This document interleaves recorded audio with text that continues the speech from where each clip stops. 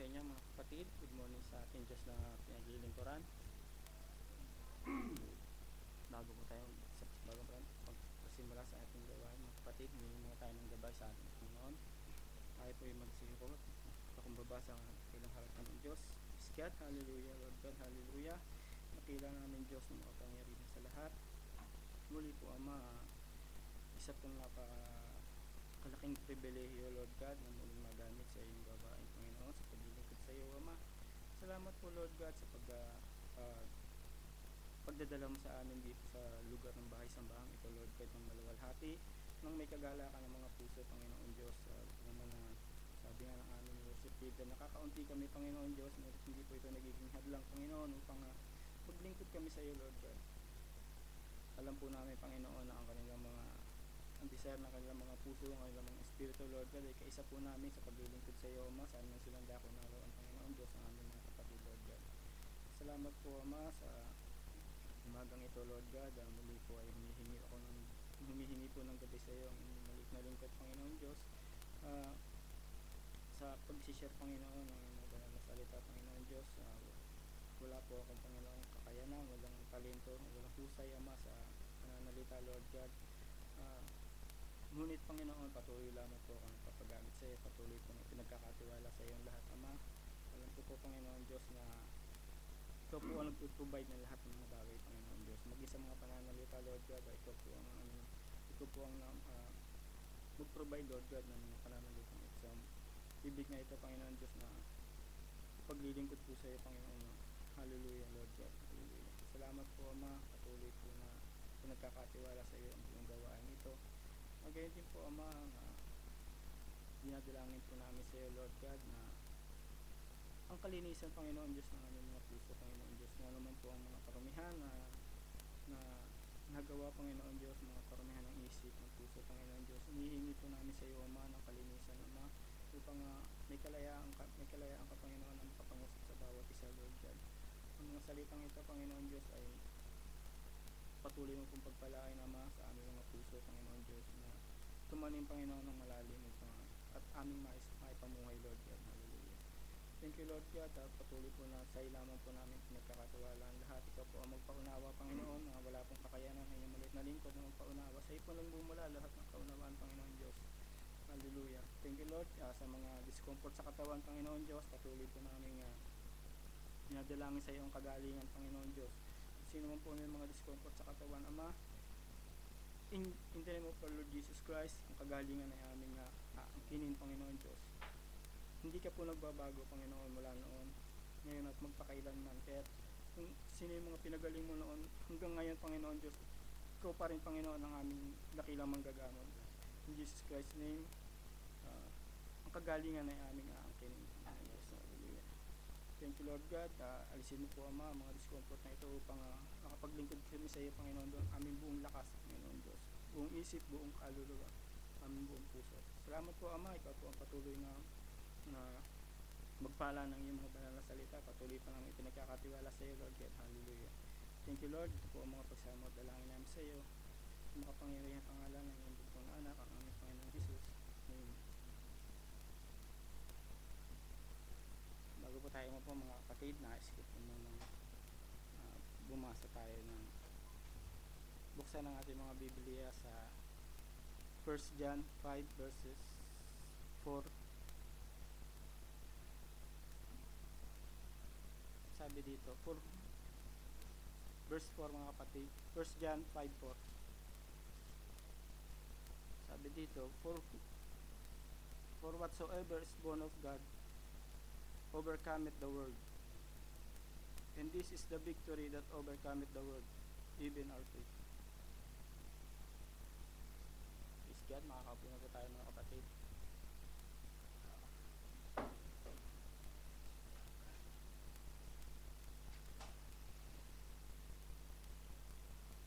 Tunay nga, mga kapatid, na pagka tatayuin ka ng Diyos, iba yung pakiramdam isa lang sa pangkaraniwang Praise God, mga kapatid. Maaari niyang itong aking i-share ilang beses na rin namang i-share dito sa likod ng pulpito, pero sabi nga, ang salita ng Diyos hindi naman hindi naluluma mga kapatid, laging bago, laging may buhay. Laging may dinadagdag ang Panginoon.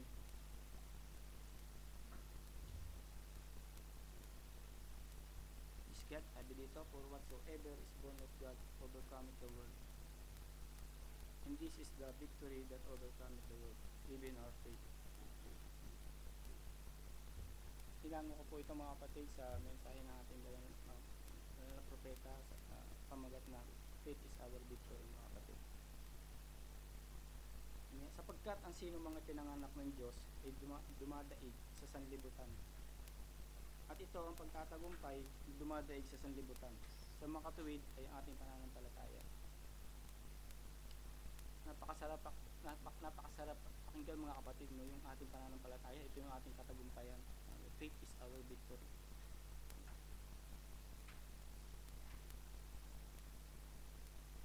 Sabi nga tayo bilang mga tao, napakarami natin mga pinagdadaanan. Napakaraming mga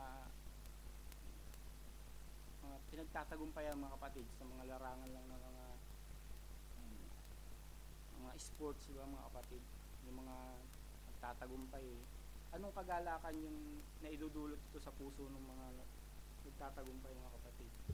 Pag nakamit mo yung isang bagay na ninanais mo, talagang yung kagalakan nandun na kumbaga hindi mo matawaran yung kasiyahan na nararamdaman Gaya nga lang ng kung lagi kami nanonood ng basketball na nag-champion yung isang team, sigurado yung kagalakan ng kanilang mga puso mga kapatid hindi mo matatawaran kasi sa hinaba-haba ng mga panahon na nakikipagkumpetensya sila, nakikipagkumpete sila sa other team, sila yung maiiwang magwawagi, sila yung makakakuha ng crown na hinahangad nila mga kapatid. So yung kasiyahan sa kanilang mga puso, talagang sigurado tayo na napaka hindi mo matatawaran mga kapatid. Ano pat kung ang mapagtatagumpayan natin is makamit natin ang Panginoon sa buhay natin mga kapatid. Yung inaasam nating victory na panlangit mga kapatid. Ano pat kung yun yung ating mapagtatagumpayan, hindi ba mga kapatid, mas lalong yung kagalakan is nag-uumapaw talaga mga kapatid. Kung dito pa lang nakakarinig tayo ng mga banal na salita ng Diyos, yung mga mensahe ng Panginoon na talagang kumbaga may kurot sa puso mga kapatid, di ba? Yung pagkatapos ng gawain, talagang nandun, dala natin yung kagalakan na yun, hindi nawawala mga kapatid. Tagumpay na tayo dun dun sa oras pa lang na pagpunta natin dito, andun na yung katagumpayan lalo pat kung makakamit natin yung talagang inaasam-asam natin na tagumpay talaga mga kapatid, which is yung ipinangako ng Panginoon na buhay na walang hanggan. Ano pat kung yun ang makakamit natin mga kapatid, di ba? Sabi nga ng ating propeta, you can play the rules of the game of life wrong and expect to win. You've got to play it according to God's word. Sabi nga, kailangan makikipaglaban tayo sa laro ng buhay, yung tama, yung hindi yung tinadaan natin sa kumbaga sa pandaraya mga kapatid. Mas masarap na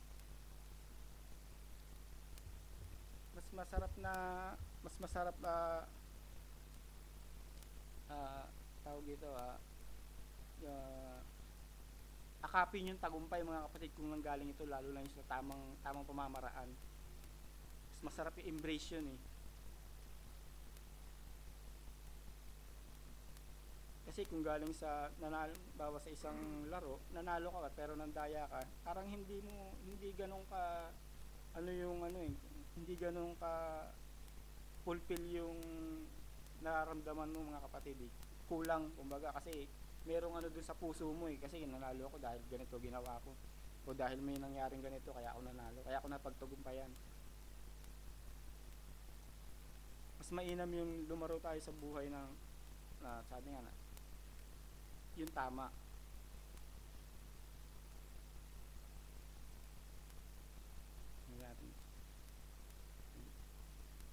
ating prophet. Now, there is so many people that doesn't seem to have any kind of purpose in life, especially in this day that we now live. People just seem to think that all they have to do is to keep up with somebody else, with the passion of the world and with the enticements that the world has given to them.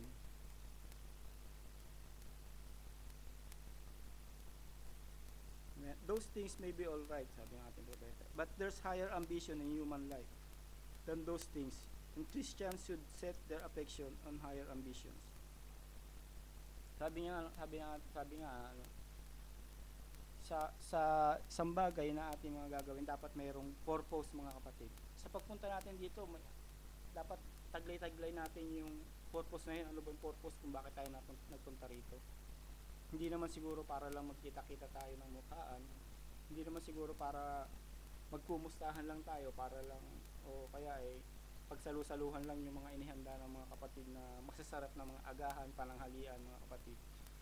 Hindi naman yun yung purpose natin. Dapat meron tayong mas mataas na ambition, kumbaga, doon sa sa pinunta natin dito. Being Christian, sabi nga ng ating kapatid na propeta, na dapat mas mataas yung ambisyon na hahangarin mo. Kumbaga, nagpunta tayo rito hindi naman para doon sa mga bagay na pangsanlibutan lang, di ba mga kapatid? Ang hinahangad natin dito is yung mga pangako ng Diyos, yung salita ng Diyos, which is pinakamataas sa lahat ng ambisyon na maaari nating makamit, mga kapatid. Sabi nga ang Panginoon may salita ng may pangako ng buhay na walang hanggan. Hindi ba pinaka mataas na ambisyon niyo, mga kapatid? Kung ambisyonin natin yung makamit natin yung buhay na walang hanggan na yun, mga kapatid, wala nang mas hihigit pa ron minsan. Kaysa rin sa mga passion of this world. Kasi talagang napakarami, mga kapatid. Kahit saan ka lumingon, kahit saan ka pumunta sa sanlibutan ito, talagang andun yung maaakit ka sa ganda ng mga bagay-bagay na nasa paligid mo. Hindi natin maiiwasan yun. Bilang tao, mga kapatid, talagang nandun sa atin yung na-attract tayo dun sa mga bagay-bagay sa sanlibutan, na maaaring magpawala sa atin dun sa ating sa ating kumbaga pansamantalang nawawala sa atin yung mga para sa Panginoon. Ma-attract ka sa isang bagay lang na maganda to, may ready nga. Doon na mapopokus yung attention mo, mga kapatid, sa mga bagay na gano'n. Sabi nga, talagang ginagamit ng diablo itong mga gagandang bagay na to para lang mawala yung focus mo sa Panginoon.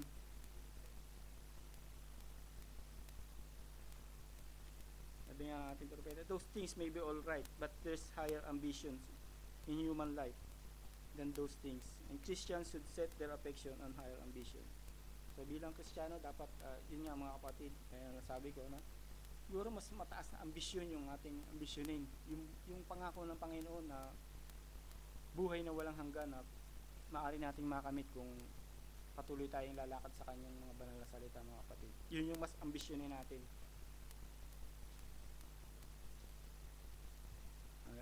The Bible said that we could overcome the world, and how do we do it? Not by keeping up with the passions of the world, but the Bible said that faith is the victory that overcomes the world. So yung pananampalataya natin sa Panginoon, mga kapatid, yun yung magdadala sa atin sa katagumpayan na hinahangad natin, sa ambisyon na inaasam natin. Yun yung magdadala sa atin doon sa, kumbaga, rurok ng tagumpay. Sabi nga sa mga tawag ng tanghalan, sa pakikipag-battle nila sa kantahan, ang hangad nila yung rurok ng tagumpay, na mapagtagumpayan nila yung pinaka. So ganoon din tayo, mga kapatid, mga kapatid, na nandito tayo sa battle, na kumbaga patuloy tayo nakikipaglaban sa sanlibutan ito, mga kapatid. Kaya nandun yung mga struggle, nandun yung mga bagay na maaring iharang sa harapan natin papunta rin sa inaasam nating ambisyon. Lahat ng bagay maaring gamitin ng kalaban ng Diyos para lang masira yung ating focus sa Panginoon.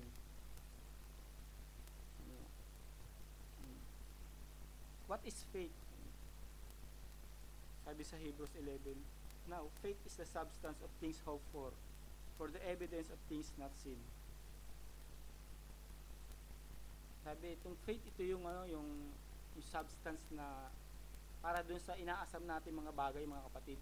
Yung faith siya yung magdi-deliver dun sa inaasam nating bagay. Siya yung magtataglay, kumbaga siya yung magiging kalakasan natin na para makamit natin yung bagay na yun, mga kapatid. Siya yung magti-trigger, kumbaga mga kapatid, kasi siya yung, sabi nga substance sinabi natin substance, sustansya o kalakasan to, mga kapatid siya yung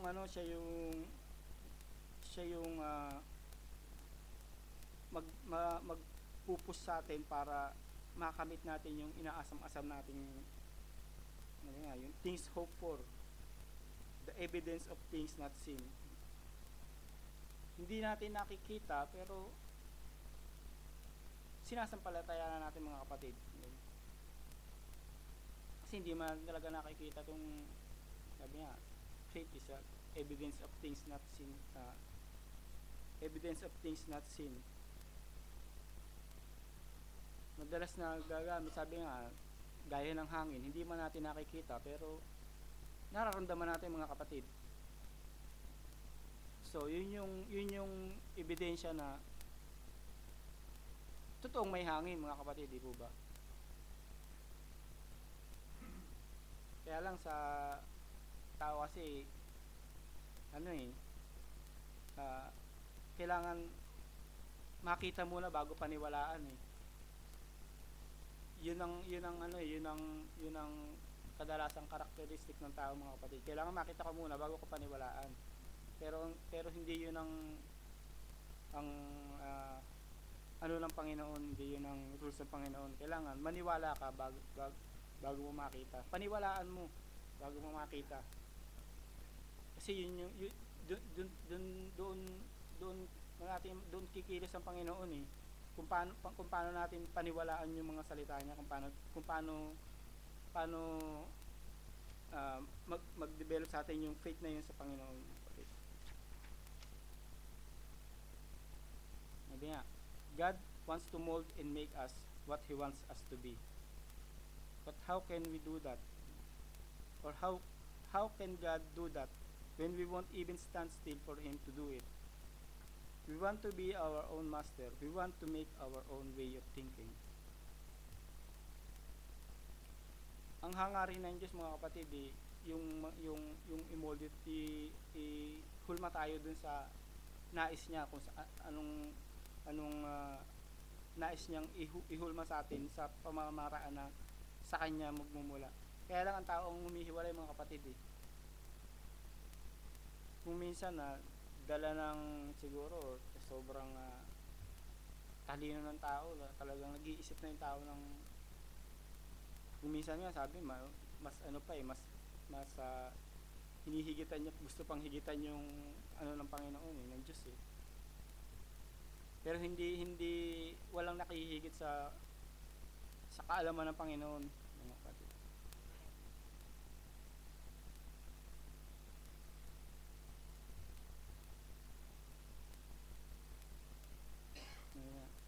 But how can God do that? Paano tayo maimumuld ng Panginoon kung lumalayo tayo sa kanya, kung hindi natin ginagawa yung mga bagay na mga nais ng Panginoon, kung hindi natin siya kayang kumbaga hindi natin kayang tumayo sa kanya tumayo para sa kanya, para kumbaga ipaglaban siya, idepensa siya laban sa mga gawa ng sanlibutan ito.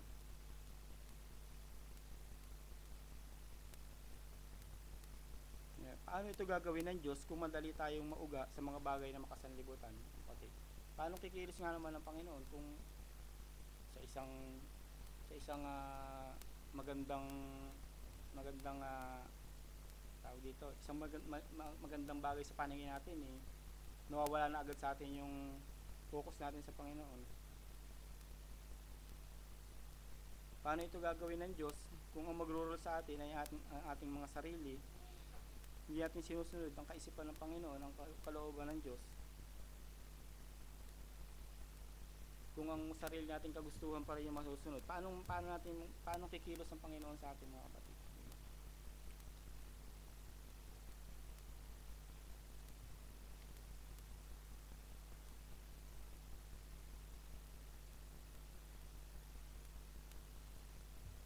Siguro magagawa lang ng Diyos yung sinasabi nga na ihulma tayo sa hulma na nais ng Diyos, kung tatanggapin natin siya ng buong puso, buong isip, buong kaluluwa, buong lakas, mga kapatid. Yung ipapaubaya natin sa Kanya ang ating mga buhay. Yung tipo na hahayaan natin siya na yung magmaniobra sa ating mga buhay, kung saan tayo dali ng Panginoon, dun tayo. Sa ganung pamamaraan, mas makakakilos ang Diyos,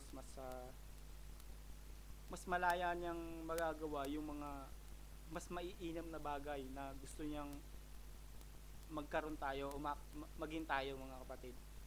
Kasi kung handa tayong ipaubaya sa Diyos kung ano yung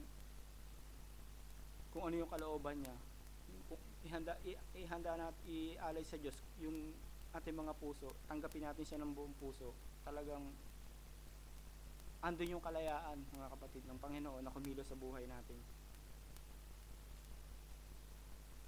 Many people come into the church and join the church and put their name in the book and doesn't even consider what that church believes or check up with the church how they preach the word of God, or whether they stand for the full gospel or not, or just pick out a portion and add a creed, floating, drifting, and never be able to amount to anything. Gaya nga ng nabanggit kanina, mga kapatid, hindi naman yung magjo-join ka sa mga churches o kung ano man. Kasi hindi yung church ang magliligtas, mga kapatid eh.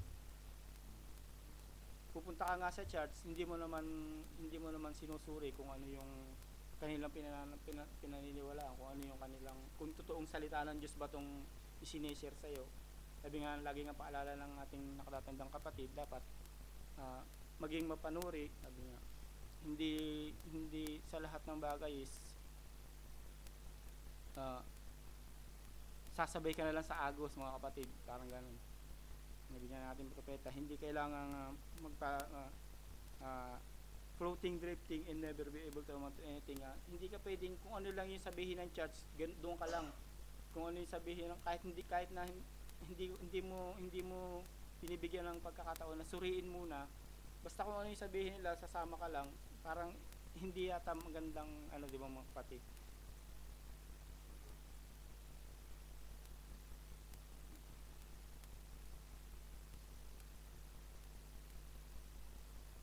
Nung isang araw, mga kapatid, na may customer ako na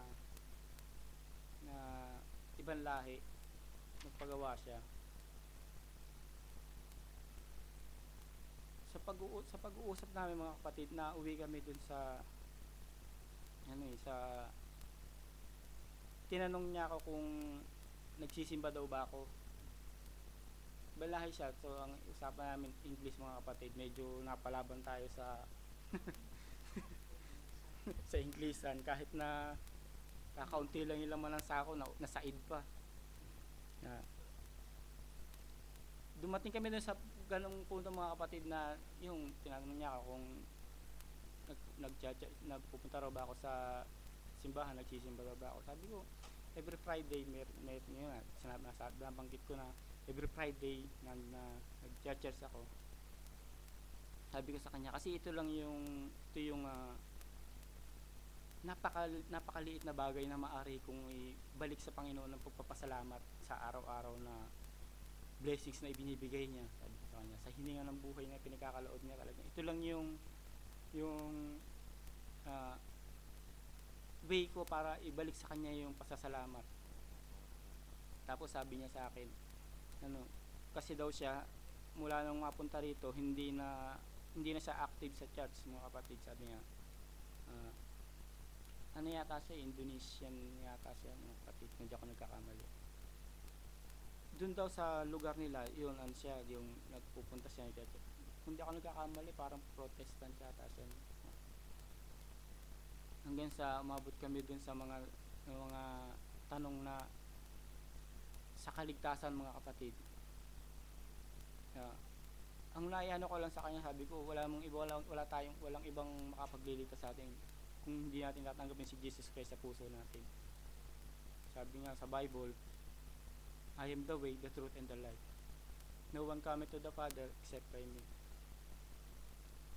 And no one knoweth the Father except by Him. Yung nais niyang pagpahayagan mo, kapatid. Nababanggit sa kanya lagi tungkol sa Bible, yung mga napag-aaralan. Kaya napakabiyaya ng Diyos, mga kapatid, dahil binibigay ng Panginoon yung mga tamang maaari kong isagot sa kanya, mga kapatid. Lagi kong sinasabi sa kanya sa Bible hanggang sa dumating ang mga kapatid sa sabi sa kanya, hindi ako magaling sa English. Sabi ko sa kanya, kung paano ko sabihin sa iyo to, naunawaan niya. Sabi niya, parehas naman tayo, hindi rin ako magaling sa English. Sabi niya, parang ko na lang, mga kapatid.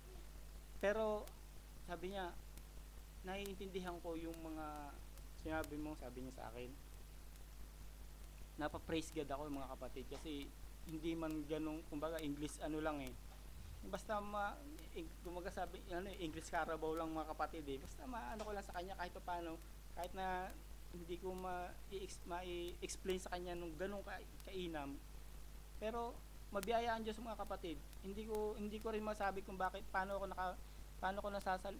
nakapagsalita sa kanya ng mga kumbaga kahit paano medyo nagtuloy-tuloy, mga kapatid, pero pag nakikipag-usap ako ng mga kapatid, yung basta lang, hindi ko masabi ng ayos pero pagdating sa salita ng Diyos, wala, mga kapatid, i-guide ng Panginoon yung mga bibig natin Napa-praise God nga ako, mga kapatid, kasi sabi niya na daw siya tawag dito, yung parang kumbaga nagalak yung puso niya, mga kapatid, na dahil daw yun daw mga salita na sinasabi ko laging sa Bible. Sabi ko sa kanya, hindi sa akin yung niyan, sa Panginoon, kasi gaya nga nung nakaraang message na ni Brother Clive, na anytime na kailangan ng isang tao na maaaring yung isang kaligtasan ng isang kaluluwa, maaari mo i-share sa kanya yung salita ng Diyos, mga kapatid. Hindi natin alam kung kailan tayo magagamit ng Panginoon. Hindi natin alam kung anong oras, anong araw. Merong maaring darating na naghahangad din na ma-share mo yung salita ng Diyos sa kanya, mga kapatid. Natuwa ako sa reaksyon niya, mga kapatid, dahil yun nga, sabi niya, hindi niya raw kasi nadidinig yung mga ganong sa ibang mga nakakausap niya. Sabi niya, you're good, sabi sa akin. Sabi ko, praise to God, sabi ko sa kanya ganun. Sabi niya, kung daw Bible ba yung binabasa natin. Sinabi sa kanya yung version ng King James, kasi gusto niyang bumili, mga kapatid. Sabi niya, gusto niyang bumili ng Bible kasi kung nagtatanong siya kung meron dito, di ba parang kaya nga sabi ko sa kanya, sa na lang, sabi niya, sa online na lang. Sabi niya, yun nga, i-download niya nga raw kasi gusto niya magbasa, sabi niya. Mga kapatid, napakabiyaya ng Diyos, dahil kahit na yun nga, sabi ko, gaya nang nabanggit ko na hindi man ganun tayo sa pananalita, pero pagdating pala sa mga ganung bagay, mga kapatid, ang Diyos ang nagbibigay ng mga salita na dapat nating sabihin. Kaya nagalak ako, mga kapatid, nagpasalamat ako sa Diyos, kasi at kinabukasan, mga kapatid, bumalik siya, may kasama ng 4 na sila, nagpagawa rin yung nagdala siya ng customer, 4 na sila. Kaya mabiyaya ang Diyos, mga kapatid. Bumalik siya kinabukasan, mga kapatid, nagulat niya ako, dumating siya binati ako hi kuya, kasi may mga nakakasama rin sa mga Pilipino, mga kapatid Kasi sa hotel siya nagtatrabaho, kaya ano na rin siya, kahit pa paano may mga alam siyang mga salitang Tagalog, nakakapag ano rin siya. May kasama na siya mga kapatid, kaya nakakatuwa dahil pinadala ng Panginoon yung ano, andun agad yung nagbunga agad yung ano eh.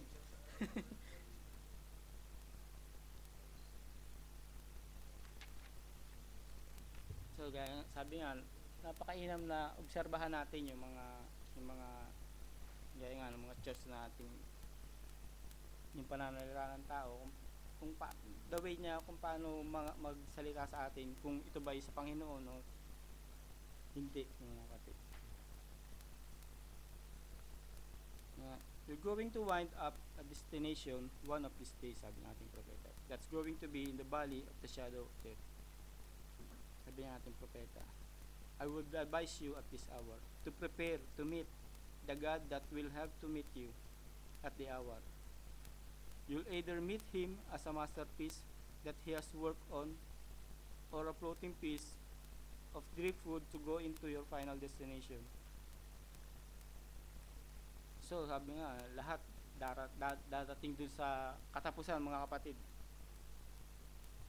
Sa kung paano paraan natin na imimit ang Diyos sa pagdating ng katapusan na yun. Dun ba sa paraan ng Panginoon na i-mold tayo sa ayon sa kanyang kalooban, o dun sa paraan ng pansarili na kumbaga easy lang,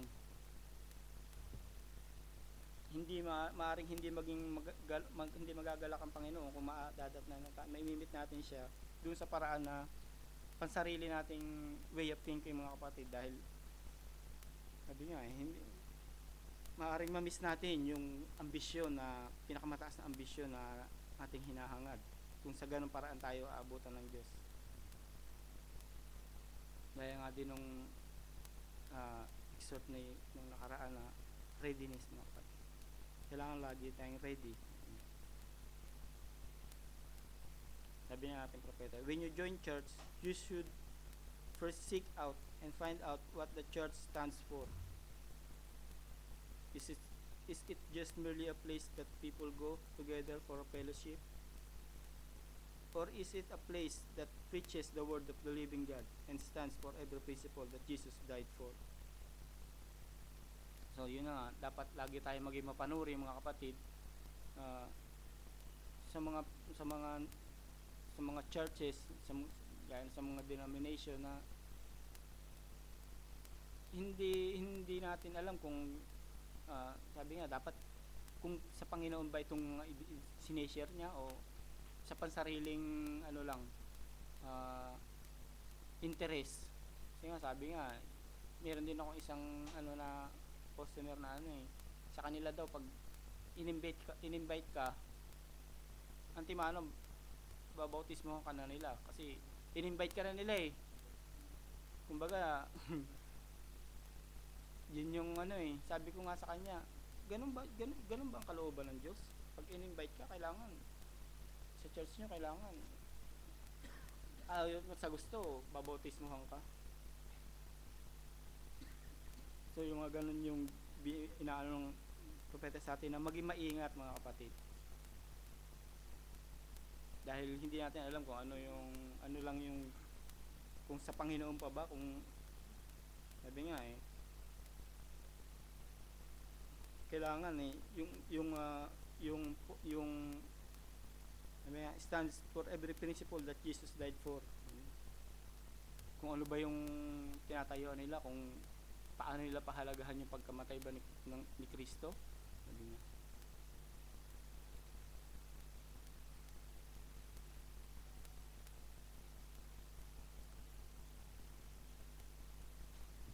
Sabi nga na-share nga ng ating nakatatandang kapatid na dapat mas pahalagahan natin yung time na namatay si Kristo. Although napakahalaga, mga kapatid, nung pinanganak siya, pero dapat mas bigyan natin ng mas mainam na pagpapahalaga yung pagkamatay niya, dahil yun yung yun yung time na nalinis tayo sa ating mga kasalanan eh. Yun yung time na muli na inalis ng Panginoon yung barrier na namamagitan sa tao at sa Diyos eh.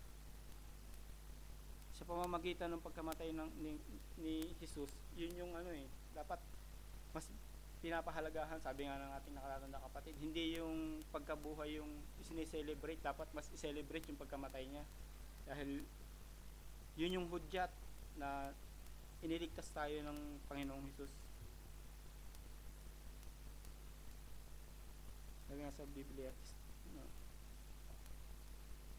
straight is the gate and narrow is the way that leadeth to life, and but few there will be that will go there, enter it, because broad is the way that leads to destruction, and many will there go in. Kayo'y magsipasok sa makipot na pintuan, sapagkat maluwang ang pintuan at malapad ang daang patungo sa pagkapahamak, at marami ang duo yung nagsisipasok. Sapagkat makipot ang pintuan at makitid ang daang patungo sa buhay, at kakaunti ang mga nakasusumpong noon. So napakakitid pala mga kapatid yung pintuan para dun sa buhay na walang hanggan na inaasam-asam natin mga kapatid. Pero dun sa kapahamakan, sobrang lawak mga kapatid.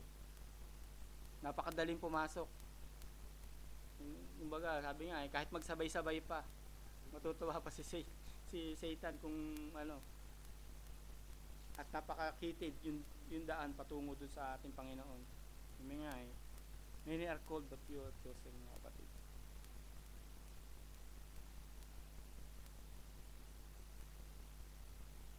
So if your purpose is just to drift with that congregation, or is it look toward God? So dapat talaga ang purpose ng ating pagsamba sa Diyos is yung makita natin yung pagkilos ng Diyos, yung matanggap natin siya sa ating mga puso mga kapatid.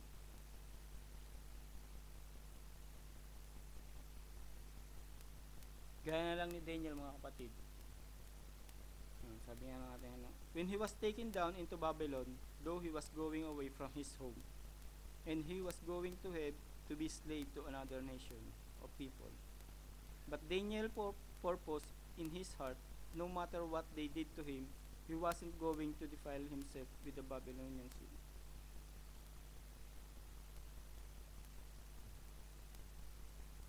So pagpunta ni Daniel doon mga kapatid, may purpose na para ipakita doon sa hari na totoo yung Diyos na kanyang sinasamba mga kapatid. Totoo yung Diyos na dala-dala niya. Totoo yung pananampalataya sa Diyos. Dahil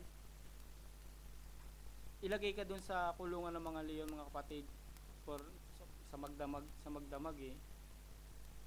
Yung mga leon is gutom na gutom mga kapatid. Pagsubok yung mga kapatid di ba? Kung totoong Diyos nga, buhay nga ng Diyos yung sinasamba mo, malalaman doon sa ganung pagkakataon. Pero hindi na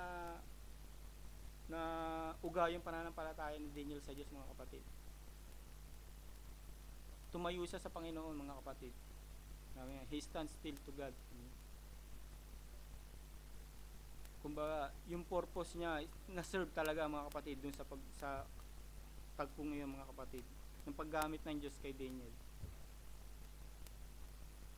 Sabi natin, we had more gallant men like that would purpose in your heart.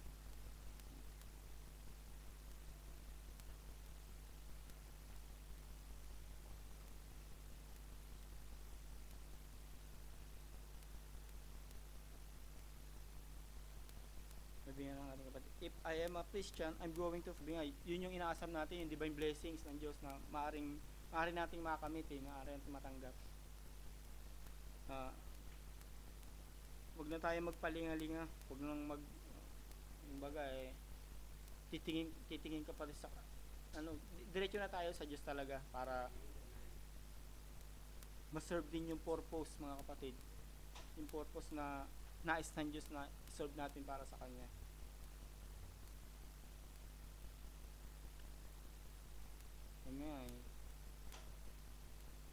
kailangan nating stand still sa Diyos para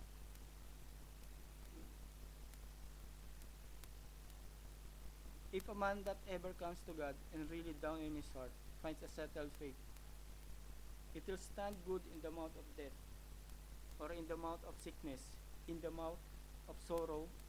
It will stand good, for faith is the victory we can overcome by faith.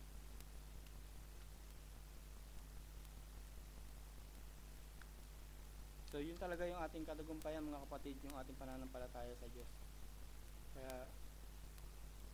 Kaya niya i-overcome lahat, mga kapatid, death, sorrow, lahat, mga kapatid, sickness. Faith overcomes the world, mga kapatid. If a man really gets a hold of God, God gets into a man's heart. Don't worry, sparks will be flying from every side because he's deep enough in God and his whole life is rooted and grounded in Christ. So kailangan lang talaga nating tanggapin ng buong-buo, mga kapatid, yung walang doubt ang Diyos sa ating mga puso. Yung pananampalataya sa Kanya dapat yung walang doubt. Sabi nga kasi kung atin siyang tatanggapin, ang Diyos mismo yung sabi nga, if a man really gets a hold of God, God gets unto a man's heart. Talagang kikilos ang Diyos, mga kapatid. Sabi nga, faith standing by you directs you to that God of resurrection. And God of all wisdom, who has ordained our path, is just standing behind our every trial. So even death, mga kapatid, sabi nga after death, dun yung faith para papunta sa God.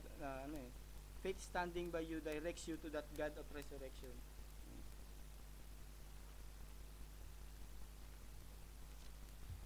Pa, mga kapatid, Abraham, sabi ng ating propeta, Abraham, just a man with no certain purpose in life, just with his father and friends, coming down from Babylon, they settled in the Shimar, and there they had the tower built, and so forth.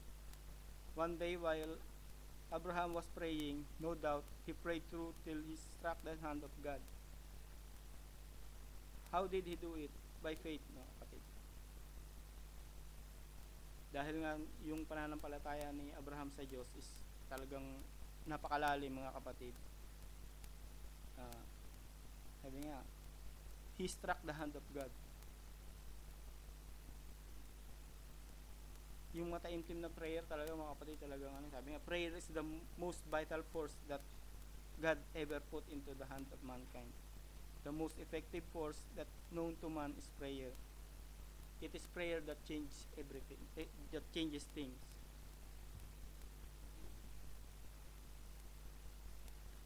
Prayer is not exactly bringing God down to man, it's bringing man up to God.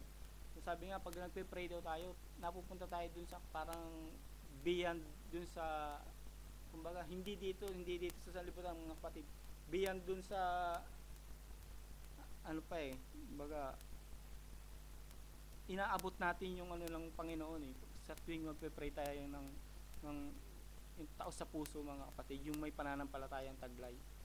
Gaya nga ni Abraham, na-struck niya yung kamay ng Diyos dahil sa kanyang prayer, mga kapatid, dahil sa pananampalatayang taglay-taglay niya.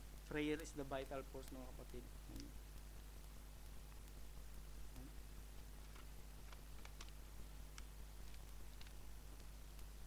Ang tanong ni Abraham, sabi ng ating propeta, if there is God who made the ark and let Noah float through, still lives today. Somewhere in the land of Hittites, where he was sojourning, he touched the hand of God. And in there, God gave him a revelation that there was a city whose builder and maker was God. Yeah. He was a pilgrim and stranger to the world, for his one ambition was to find that city whose builder and maker was God. So nagkaroon ng purpose, mga kapatid, yung yung ano ni Abraham. Ano niya? He struck something. He caught God. And faith in that God that he foresaw the New Jerusalem. And he put his pack on his back and became a wanderer. Not just floating without any purpose. He had faith that there was a city whose builder and maker was God. An eternal city that had purpose in life to find that place. So napaka importante talaga mga kapatid na yung paggamit sa atin ng Diyos is maserve natin yung purpose kung bakit tayo gagamitin ng Panginoon.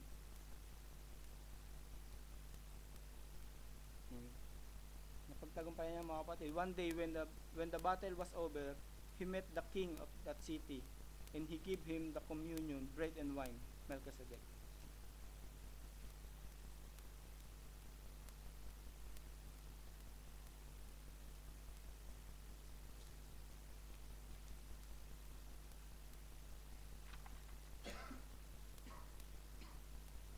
So sa lahat ng mga trial mga kapatid, lahat ng mga pagsubok, napakaraming pagsubok kasi sa buhay mga kapatid, di po ba?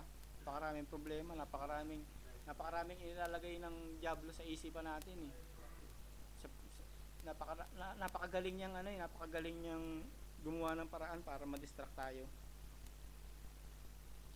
Sa kabila ng lahat ng to, dapat taglay-taglay natin yung purpose kung bakit tayo nagsusolve sa Panginoon, mga kapatid. Yung purpose natin na hinahangad, yung mas mataas na ambisyon kaysa sa ambisyon dito sa sanlibutan, which is yung pangako ng Diyos, lahat ng promise of God. Sabi natin, you can't purpose anything of God's promise in your heart without finding the reality to it. If your soul has been tormented by sins and doubts and ups and downs and frustration, and there's somewhere you can overcome that. Why do you float around then from church to church and from place to place? Just kneel down till you strike heaven. Yung ating kapatid. Go beyond the sound barrier. Then you'll have a purpose in life. You'll have a purpose in belonging to the church. You'll have a purpose in being baptized. You'll have a purpose in what you seeking for. So magpakumbaba lang tayo mga kapatid sa harapan ng Diyos mga kapatid. Yung purpose na yun is masiserve. Sabi nga, kung tatanggapin lang natin ang Panginoon sa buhay natin.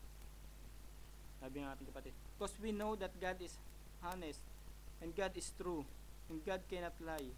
And if God placed that into Abraham's heart by His voice, His word, then God placed in before us in His Bible. And by the witness of the Holy Spirit, by returning of the Holy Spirit in signs and wonders, that Jesus Christ still lives and is the same yesterday, today, and forever.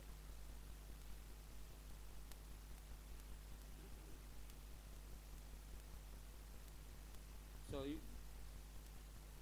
anything na kailangan natin mga kapatid, talagang na ang pangahawakan natin is yung pangako ng Diyos mga kapatid. Yung dapat maserve yung sinasabi nga yung purpose. Bakit kailangan pang hindi natin kailangan lang sumabay lang sa agos mga kapatid? Kung mali naman yung agos na yung pupuntahan ng agos na yan, bakit kailangan natin sumabay doon? Hanapin natin yung katotohanan doon sa salita ng Diyos mga kapatid. Dahil yun yung magdadirect nung way natin papunta sa Diyos. Huwag natin hayaang matangay tayo nung agos na ang pupuntahan is false mga kapatid, kapahamakan. Masarap lang yung sa umpisa yun kasi umuuga-uga lang, pero sa huli, sa dulo, kapahamakan na mga kapatid. Pero yung pananampalataya natin sa Diyos, kung yun ang hahayaan natin ang Diyos ang mag-direct nung ating daan papunta sa Kanya, nung path mga kapatid. Buhay na walang hanggan yung patutunguhan mga kapatid. Eternal life. Sabi nga yung Diyos na kumikilos noon, siya pa rin yung Diyos na kumikilos ngayon mga kapatid. Hindi nagbabago. It's always the same yesterday, today, and forever mga kapatid.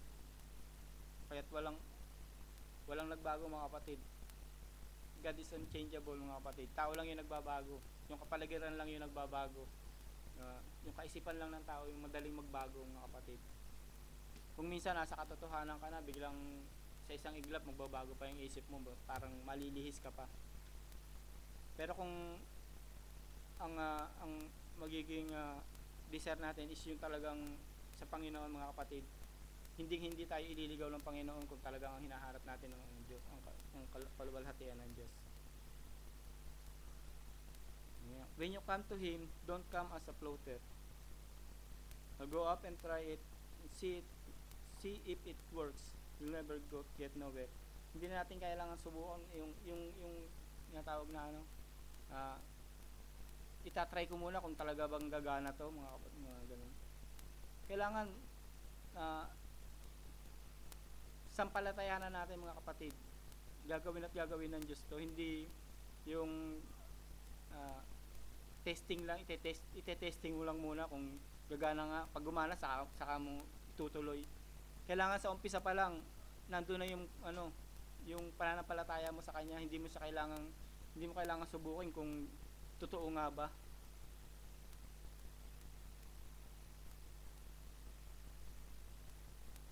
But when you come with this determination that you have sold out lot, stock and barrel, when you're tired of the world and sin and unbelief and frustration and doubts, and come to the living God with an anchor surely tightened in the rock of ages, the Holy Spirit here to pull you into the presence of the living God, that will give you faith that overcome anything is in the world, sickness, disease, even death itself. Okay. Even Lazarus mga kapatid, di po ba? Na-overcome niya yung death by faith mga kapatid. Then faith overcomes death. Faith is the victory over death. Faith is the victory over sin. Faith is the victory over sickness. Faith is the victory over worry. Faith is the victory over frustration.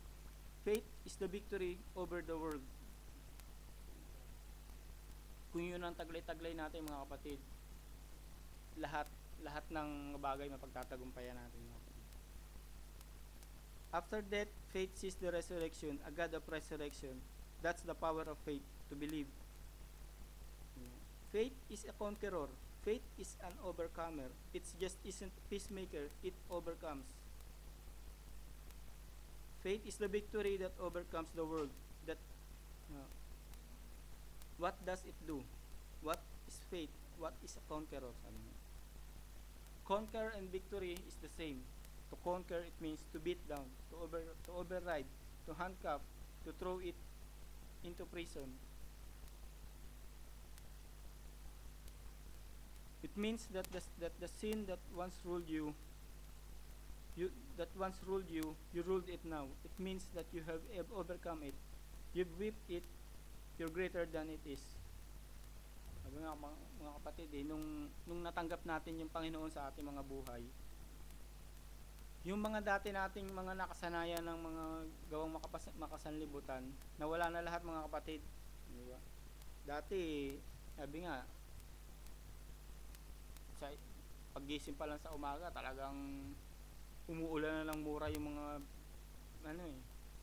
paligid talagang pangmumug na yung mura yung mga kapatid.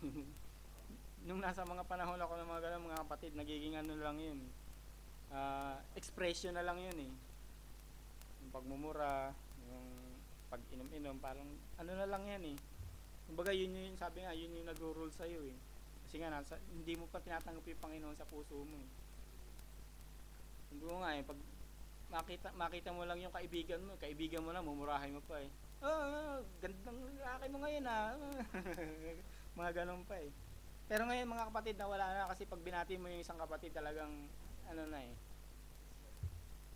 wala na yung mga ganong expression mga kapatid.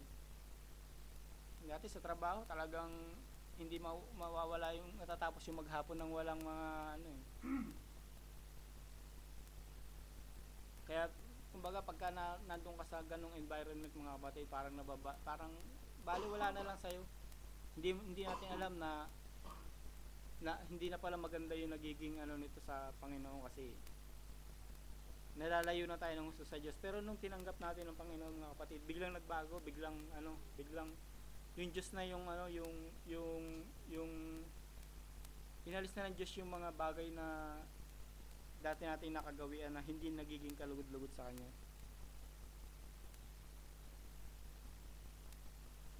Sabi ng ating propeta, which was first, a sinner or a savior? Yeah. A savior for a savior is more powerful than a sin. Which was first, the healer or the sickness? It is a healer, it could conquer the sickness. And faith is the victory that overcomes every curse of the devil. Faith is the victory. Yeah. Faith in what? Hindi sa church, hindi sa tao mga kapatid. Kailangan sa Diyos ang ating pananampalataya.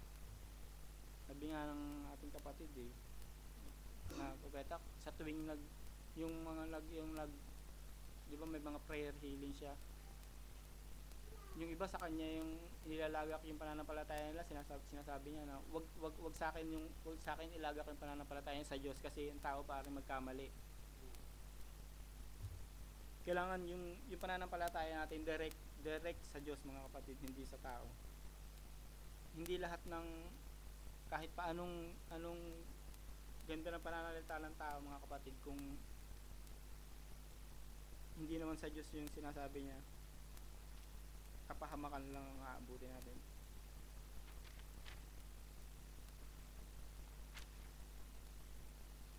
So that's our victory, is to receive Jesus Christ in our heart. For faith is our victory mga kapatid. Submit ourselves to Jesus Christ. Let Dr. Jesus come in and operate on our faith mga kapatid. Our faith is our victory mga kapatid. Hanggang doon lang po tayo dinala mga kapatid. Muli akong humihingi ng kapatawaran kung may mga nabanggit na hindi naayon sa banal na salita ng Diyos. Balik lang po tayo sa salita mga kapatid. Praise God, glory to God. Okay, mga kapatid.